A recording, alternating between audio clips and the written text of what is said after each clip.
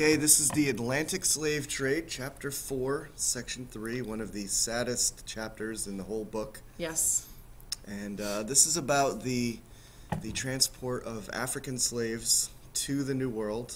The majority are going to go to the Caribbean, Brazil, and also the future area that becomes the United States. The United States. It's going to be a tough time. Tens of millions end up coming through this area and, needing labor for sugar plantations, farms, and all to make money for the Europeans. And it's going to be a huge profit for the Europeans. And slavery in this new world is going to last well into the middle of the 1800s. Exactly. A preview of U.S. history. That's right. Civil War. For you Civil War buffs, what year did the Civil War end?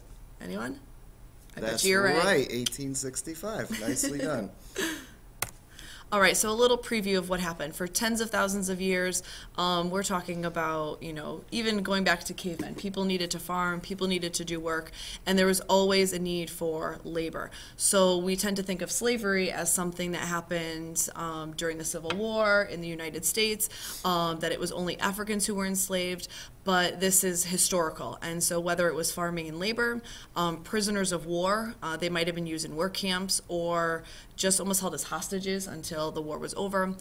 Some people were enslaved for religious differences. I give the example in class of the Jews being enslaved by the Egyptians, different nationalities, and it all stemmed from this idea of the Europeans thinking that they were the center of the world, kind of like teenagers today, thinking everything revolves around them and, everything else is just doesn't matter. And that's sort of how the Europeans looked at it, that they were superior, they could read, they were educated, and that anyone else was sort of inferior and kind of uncivilized is how they sort of described it.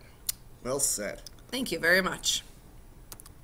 So the causes of African slavery.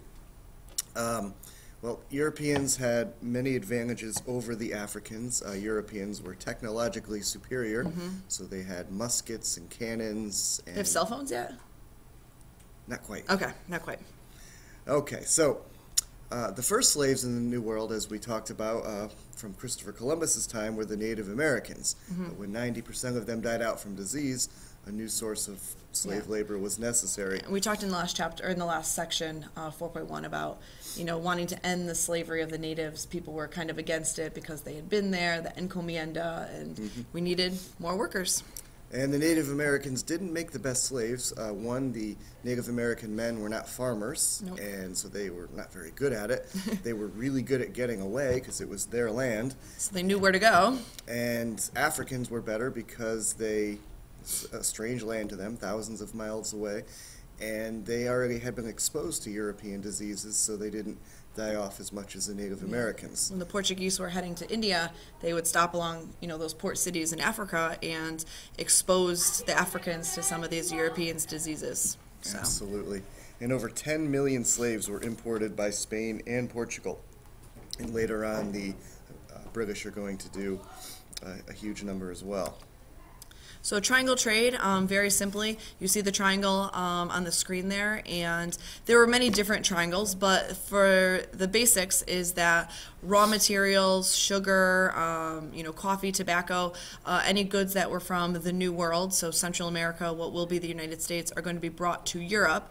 It's in Europe where the manufacturing is, and they turn those goods into finished products, and then those finished products are either brought back to the Americas or brought to Africa to trade for slaves, and then the slaves are brought to the Americas. So it's kind of this endless cycle of products, people, and all essentially to make, a profit for those Europeans. And each stop of the triangular trade was a profit for those that were on the receiving end. So when slaves were brought over to the Indies, all the people organized with that make tremendous profit.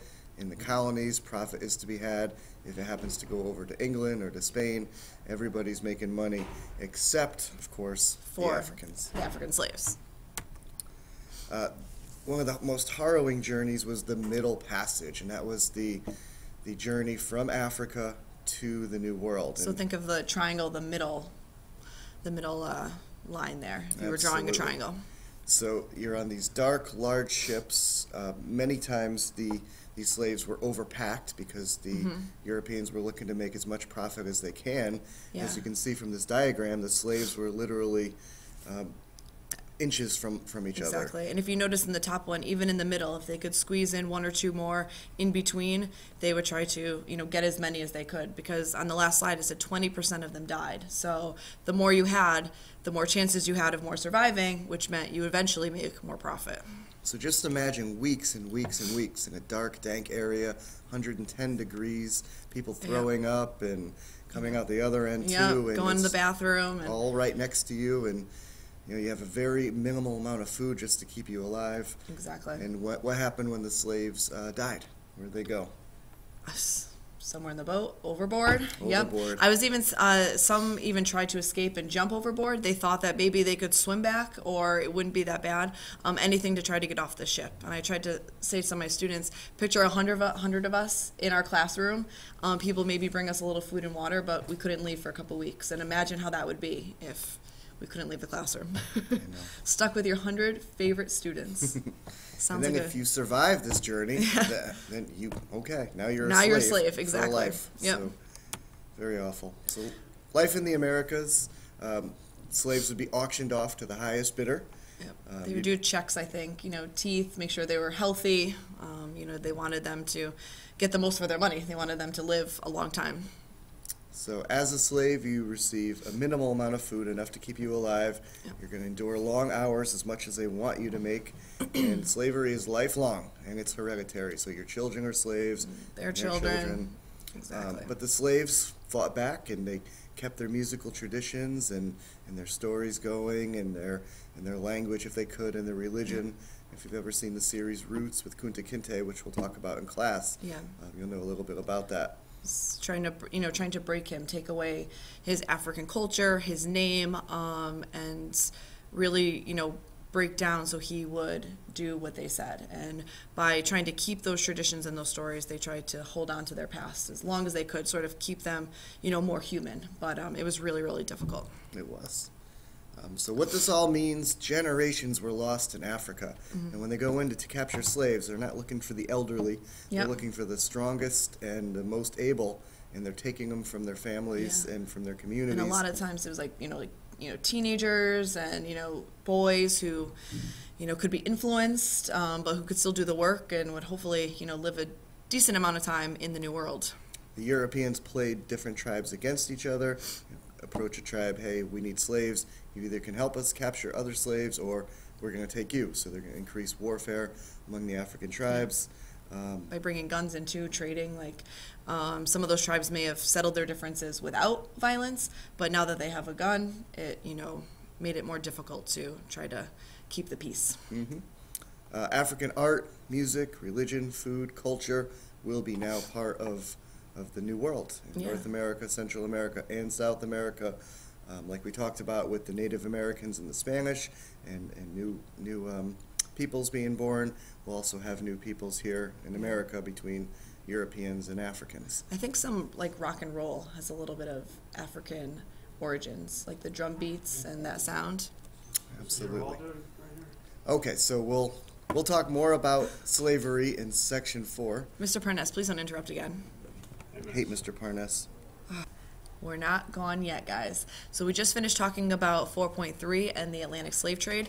And this next section, the last section of our exploration unit, is about the Columbian Exchange. I think it's named after our favorite explorer, Ferdinand Magellan. Yes, exactly. So Columbian Exchange, just based on what you see on the PowerPoint slide, you see different foods, something like pumpkins, potatoes, tomatoes, corn. Those originated in the Americas and were brought to Europe, Africa, and Asia during this time of exploration, the African slave trade, bringing those goods across the Atlantic Ocean. And if you notice coming from Europe, some of those diseases we talked about, the flu, smallpox, sheep, animals. Sheep's a disease? Sheep's a disease. Yes, it is sheep disease. Bah. Olives are now going to come from Europe and Africa and Asia to the Americas. So it's just this exchange, this global exchange of food and goods, across the Atlantic Ocean.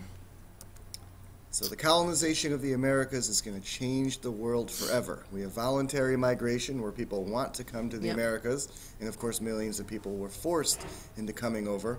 We'll have new and powerful societies. The Spanish will create a huge empire, the British as well in North America, the French for a time. Portugal will be powerful in Brazil. America's wealth will result in new business and trade practices in Europe, and Europe will emerge as still the most powerful and strongest country, or continent, and wealthiest. And an exchange of items comes across the Atlantic, as we already talked about. You can kind of see here, this was some of the territory. The green was the Spanish. You mentioned Portugal. In Brazil, the French are going to dominate sort of that Mississippi River area and through Canada. Then we've got the British, the 13 colonies, which you guys probably remember from your U.S. history in middle school. And then we've even got, you know, the Russians and the Dutch in there a little bit, Alaska. So. Okay, so the Columbian Exchange, as we talked about, is the transfer of food, plants, and animals during this period to Europe. As we talked about, tomatoes, squash, pineapples, to America, livestock, horses, cattle, these things had never been seen before. That's right. Yeah, I was thinking of the horses when the Spanish came over and they saw horses for the first time, the natives, you know, pretty overwhelming. And something like tomatoes, I think everyone associates tomatoes, tomato sauce, Italy, but they didn't originate there. They came from here and were brought over there. All right. So capitalism emerges here in the Americas, and that's what we have today in the United States. Anybody can own a business and profit from it, and also that business can fail. And capitalism flourished here in the Americas. Not sure just what this we have going on here. little cartoon, someone just juggling their, you know, their three, I don't know, lemons, their three balls there. And then capitalism is about, you know, kind of taking risks and daring and pushing the limits. So. I like that. Yeah. Joint stock company, not the joint you may be thinking of. No. I'm talking about That's your illegal. bones. Oh, that one too. Yeah, that one. Okay, so investors buy shares of stock in a company, much like a modern-day corporation. We'll talk more about this in class. Yeah. But the purpose was to fund the colonies. They need lots of money and lots of investors. So high risk, high reward. Exactly. So if we were, I don't know, 20 of us, we all chip in our money, and then it fails, we've only lost that one little bit of money, instead of putting up all of your own money at the risk of, you know, failing completely. And there was a prevailing belief in Europe that a country's power depended on its wealth, and there's only a fixed amount of wealth in the world, so you need to get a large chunk of that. Exactly. Okay, so they believed in a favorable balance of trade. If you can sell more goods that are bought, you are going to make a profit and be very rich. So they wanted to be self-sufficient, these European countries. If they have their own colonies that they can get supplies from, they don't have to depend on another European country. In case they go to war with them, then those supplies are cut off. And they have those resources, and they actually can keep their country sort of intact, and they don't have to use maybe the resources in their own country, and they can take them from the others, and that'll make them more money in the end. That's right. Okay, so here in this kind of like the Columbian Exchange picture, all the different products coming back and forth. You can take a look here. Some things coming from Africa, some from into Europe and into the Americas as well. And I was just thinking in the area of where we live, Connecticut, Massachusetts, Boston, whaling was really, really big at the time. So whale oil, blubber used for oil. So big money to be made. That's right. Okay, so that is Bye, Mrs. W. Have a good weekend. That is our version of Chapter 4, Section 4.